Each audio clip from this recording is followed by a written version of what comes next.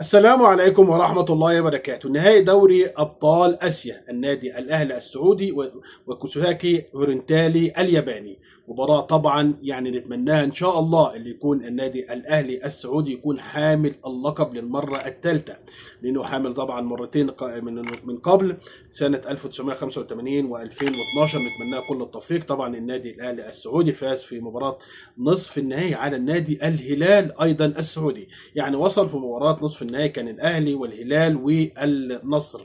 طبعا النادي الياباني فاز على النادي النصر بنتيجة 2-1، بنتيجة 2-1 أو 3-2. كنا نتمنى اللي يكون النادي الأهلي والنادي النصر يعني يكون يعني نهائي دوري أبطال سعودي خالص، لكن نتمنى إن شاء الله أهم حاجة اللي الفوز النادي الأهلي السعودي على النادي الياباني في دوري الأبطال. كل أعين العالم النهارده على نهائي دوري أبطال آسيا بين النادي الأهلي السعودي والنادي الياباني. نتمنى كل التوفيق. طبعا النادي الأهلي السعودي فاز على النادي الهلال في المباراة نصف النهائي بنتيجة 3-1.